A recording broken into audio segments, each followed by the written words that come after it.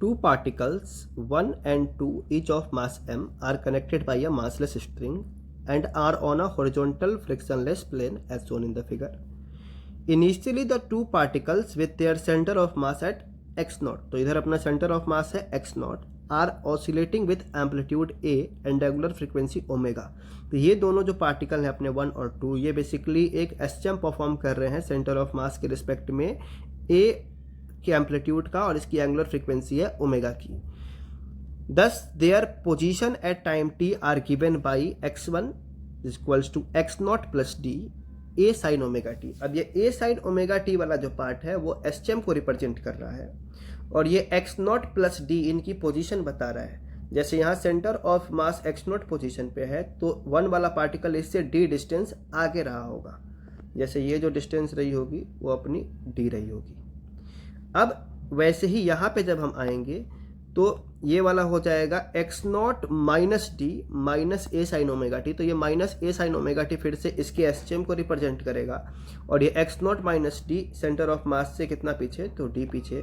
तो ये वाले पोजीशन को फिर हम लिख सकते हैं कि ये डिस्टेंस रहा होगा पीछे की ओर d. सेम तरीके से आगे देखें respectively where d is greater than 2a, जो कि d जो सेपरेशन है वो 2a से ज़्यादा है, मतलब ये ऑसिलेट करते करते आपस में कोलाइड नहीं करेंगे. ये कुछ a तक इधर आएगा और ये कुछ a तक इधर आएगा तो वो कोलिजन बेसिकली नहीं होगा.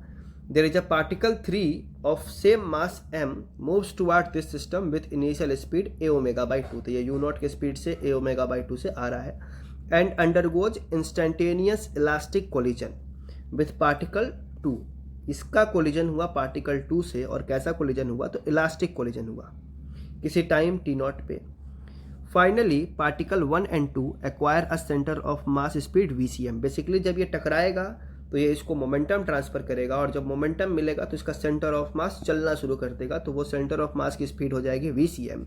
और चूंकि इनको टकराने से एनर्जी भी मिलेगी तो इनका ऑसिलेशन का एम्पलीट्यूड चेंज होगा, या तो एनर्जी मिलेगी या हो सकता है एनर्जी का लॉस हो. तो उससे इनको जो नई एनर्जी मिलेगी उसके अकॉर्डिंग सेंटर ऑफ मास के अबाउट ये एक नए एम्पलीट्यूड b से ऑसिलेट करेंगे, बट उनका एंगुलर फ्रीक्वेंसी ओमेगा सेम रहेगा. तो हमें 2 क्वेश्चन दिए गए हैं इस पैराग्राफ में. एक 16 नंबर प्रॉब्लम है, if the collision occurs at t naught equals to 0 then the value of vcm by a omega will be.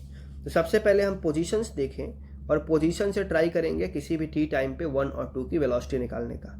तो 1 की position x naught plus D plus ए साइन ओमेगा टी, अगर इसको differentiate कर दूं with respect to time तो ये constant term का differentiation 0, A तो रह जाएगा साइन ओमेगा टी का कॉस ओमेगा टी और चेन रूल से फिर ओमेगा टी में ओमेगा आ जाएगा. तो हमारा वेलोसिटी बना A omega cos omega T.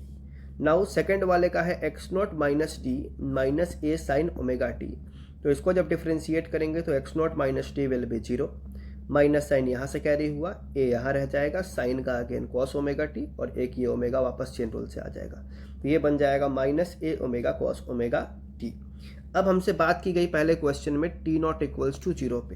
तो देखते हैं, तो 1 वाले की वेलोसिटी हम v1 नॉट बोल देंगे. तो t इक्वल्स टू 0 यहाँ जैसे पुट किया तो ये cos 0 और cos 0 बन जाएगा 1, तो इसकी वेलोसिटी हो गई a ओमेगा.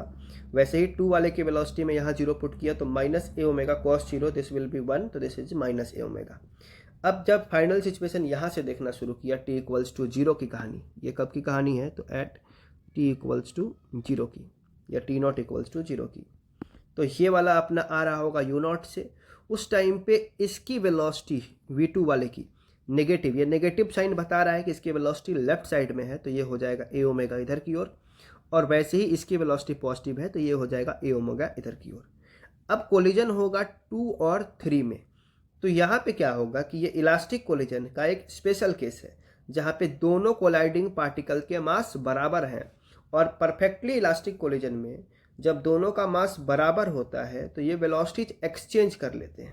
बेसिकली 2 वाला 3 वाले की वेलोसिटी ले लेगा और 3 वाला 2 वाले की वेलोसिटी ले लेगा. तो वही सेम बात मैंने लिखी है. तो होगा क्या कि जो v2 की फाइनल वेलोसिटी होगी वो हो जाएगी u नॉट और जो 3 की वेलोसिटी हो जाएगी वो हो जाएगी माइनस a ओमेगा. इसके बाद अब इस सिस्टम को देखें तो यहाँ पे जो स्प्रिंग है, स्प्रिंग फोर्स क्या है तो ये नॉन इम्पल्सिव फोर्स है. तो इस कोलिजन का कोई इम्पैक्ट 1 वाले पे ट्रांसफ़र नहीं होगा और वो कोलिजन के जस्ट बाद जिस वेलोसिटी से चल रहा था उसी वेलोसिटी से चलता रहेगा. तो अब यहाँ पे जब फाइनल सिचुएशन ड्रॉ करूँगा तो इसको वेलोसिटी मिल गई u नॉट, और इसकी अपनी जो पहले की वेलोसिटी है कोलिजन के टाइम की वही मेंटेन रहेगी a ओमेगा। अब देखें तो अपने पास दो पार्टिकल्स हैं जिनके सेंटर ऑफ मास की वेलोसिटी मैं लिख सकता हूँ VCM equals to m1v1 plus m2v2 by m1 plus m2। Masses बराबर है तो m v1 अपना है a ओमेगा, तो इसको a ओमेगा लिख दिया, और ये u नॉट है तो m u not divided by m plus m। अब ये m प्लस m 2m बनेगा, एक m को कैंसिल करके a ओमेगा बाई 2, और सेम तरीके से यहाँ पे भी एक m कैंसिल होकर के u नॉट बाई 2। अब क्वेश्चन में बताया गया था कि u not is a omega by 2, तो उसको पुट किया तो a omega by 2 u naught के जगह पे a ओमेगा बाई 2, और एक ये 1/2 यहाँ रह गया, तो this will be a omega by 2 plus a omega by 4, this is 3a omega by 4। तो सेंटर ऑफ मास की velocity I 3a omega by 4, जहाँ हमसे पूछा गया है VCM divided by a omega, this will be 3/4, 3/4 is 0.75। तो ये अपना हो गया बेसिकली क्वेश्चन नंबर 16। अब आते हैं अपने क्वेश्चन नंबर 17 पे।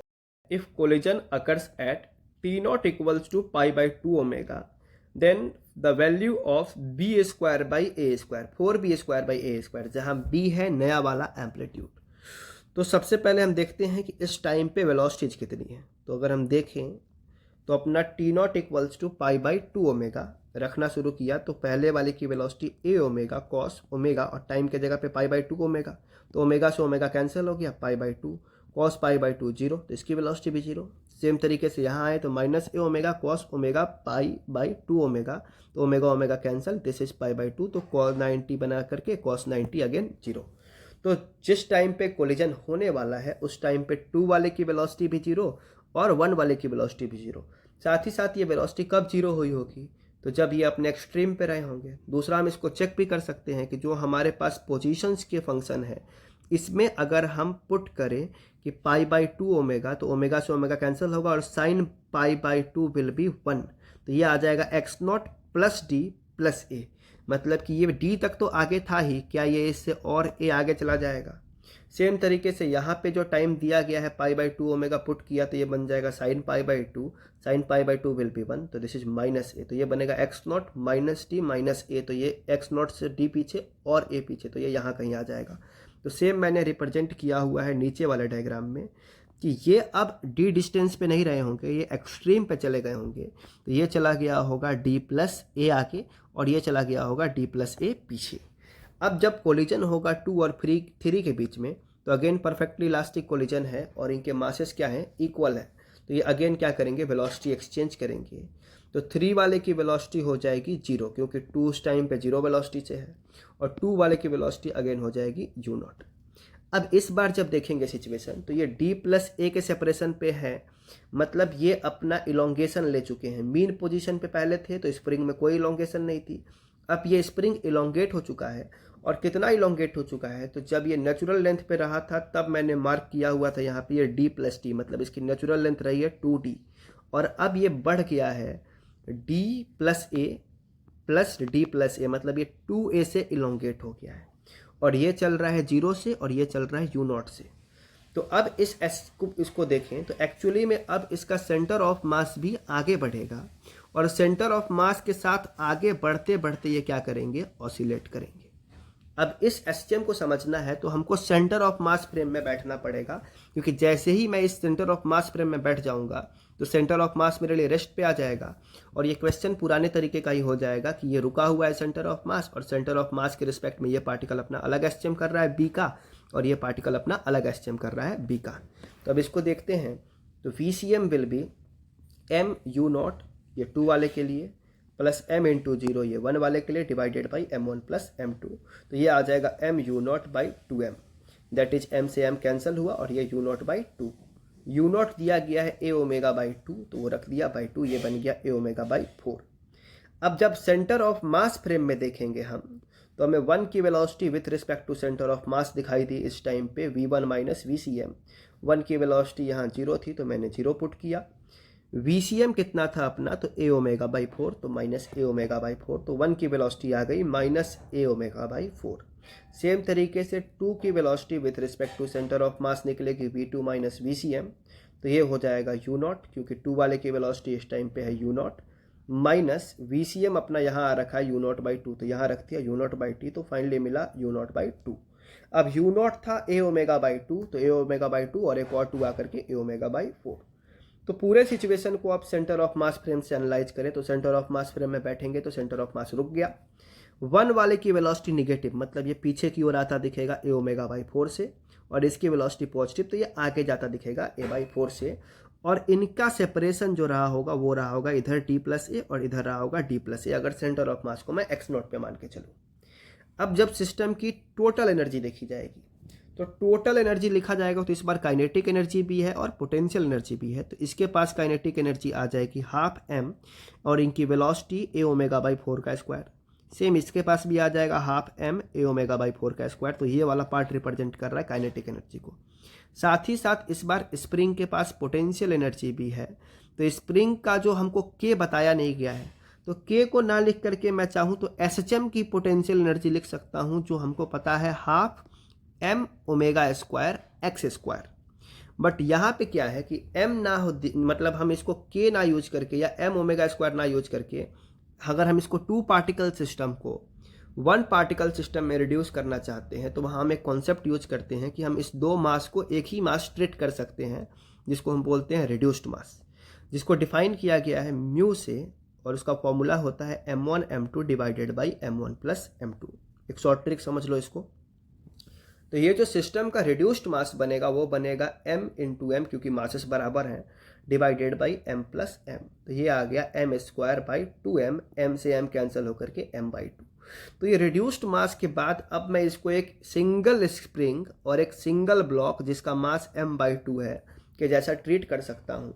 तो ये 2a के इलोंगेशन पे इसकी पोटेंशियल एनर्जी इस SHM वाले सिस्टम की लिखी जा सकती है हाफ m के जगह पे म्यू ⍵² x²। अब x कितना इलोंगेट हुआ है स्प्रिंग, तो स्प्रिंग इलोंगेट हुआ है 2a से, तो यहाँ लिख दिया 2a का स्क्वायर। इसको सॉल्व किया तो ये बना m⍵² a², 4 का स्क्वायर 16 और यहाँ से 2, तो ये 32। सेम यहाँ से आ जाएगा m⍵² a²/32, ये हाफ, और ये जो म्यू मैंने यहाँ निकाला था वही दोबारा निकाल दिया है यहाँ से ⍵² और ये 4a²। तो ये अपने पास आ गया, ये दोनों ऐड होकर के m²/16, यहाँ से हाफ, ये वाला m/2, ये ⍵² और यहाँ से 4a²। तो ये पार्ट सिंप्लीफाई होकर के बन गया m⍵² a², और जब इनको ऐड किया तो ये बन गया 17 m⍵² a²/16। तो ये जो एनर्जी निकाली हमने, पूरे सिस्टम की एनर्जी निकाल ली। अब हमको क्वेश्चन में ही बताया गया था कि अब इनका नया एम्पलीट्यूड हो गया है b। तो हमको पता है कि चाहे जो भी चल रहा हो, SHM अगर हो रहा है तो टोटल एनर्जी कंजर्व रहता है। तो मैं डायरेक्ट टोटल एनर्जी लिख सकता हूँ हाफ m⍵² एम्पलीट्यूड का स्क्वायर। बट अगेन यहाँ पे मैं इसको रिड्यूस करूँगा सिंगल ब्लॉक और सिंगल स्प्रिंग सिस्टम में, तो m के जगह पे म्यू यूज कर लेंगे, तो हम लिखेंगे हाफ म्यू का वही कहानी m1 m2 by m1 plus m2 ⍵², क्योंकि ओमेगा चेंज नहीं हुआ था, और एम्पलीट्यूड हो गया होगा b। तो b होने का मतलब है कि ये इधर भी b इलोंगेट हुआ होगा और इधर भी b इलोंगेट हुआ होगा। तो स्प्रिंग कितना इलोंगेट हो गया अपना, तो वो इलोंगेट हो गया अपना 2b।